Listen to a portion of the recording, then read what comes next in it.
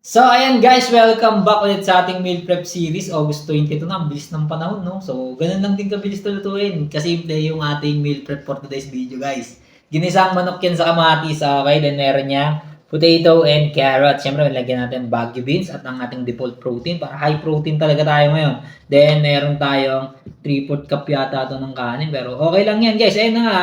So, nagtataka yung iba, bakit daw parang ang dami-dami mo kinakain. Tsaka 2 beses ko ito kinakain, gantong portion. Gantong meal, gantong portion, 2 beses ko kinakain yan sa isang araw. Kaya nagtataka sila, bakit sobrang dami. Di ba? Ako rin naman, nagtataka rin ako sa sarili ko. Marami nga rin naman talaga, pero hindi ako tumataba. Di ba? Bakit? Isa lang na nakita kong dahilan. Laging luto yung pagkain ko. Less oil, less ng mga artificial flavoring. At saka nakapokus talaga ako sa balanced nutrition. Well, kung sa science base, hindi ko talaga siya pinag-aralan. Pero kung yung mga na-experience ko at mga nagtanong sa akin na mga tao, kasi sinasabi nila, nag-workout sila, okay naman yung upper body nila, pero naiiwan yung tiyan. Well, ganun din naman ako nun. Nung hindi pa maayos yung pagkain ko. Pero nung mas inayos ko siya, mas pinili ko yung may mga nutrisyon, may mga high fiber na pagkain, mga ganyan.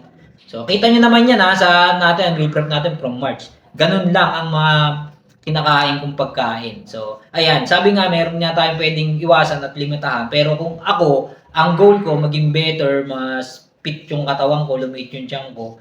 Kahit pwede ako kumain nun, mas binubuhos ko na lang dito yung calorie allowance ko sa gantong pagkain. Kumbaga, ito yung priority at yung majority ng kinakain ko sa isang araw. So, yun.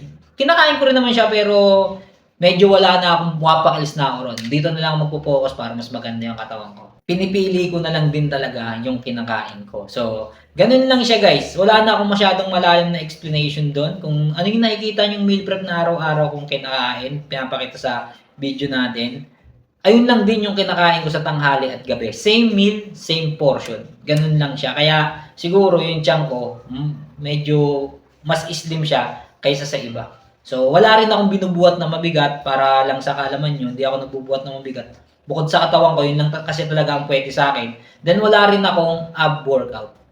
Yun lang, push-up, planking, yun lang talaga ang ginagawa ko. Then, pull-ups. Yung pull-ups nga, ano lang yan eh. Tawag dito, ginusto ko lang din talaga yung pull-ups kasi naiinggit ako pag nakita ko. Parang gusto ko siyang subukan. So, yun, inaral ko siya, pre-practice ko siya. Then, kettlebell swing at saka yung walking natin na 30 minutes brisk walk sa walk pad. Then, yun lang, 3 times a week ko lang siya ginagawa. Ganun lang kasimple. Kaya, naniniwala talaga ako dun sa sinasabi ng 20% ang exercise, 80% ang pagkain. Kaya, yun talaga, dun nagmamatter, dun ako naniniwala talaga. Ganyan, like yung sinasabi, kung sa pagkain ka tumaba, syempre, sa pagkain ka pa rin talaga, papayat, samahan mo lang yan ng regular exercise. Ciao!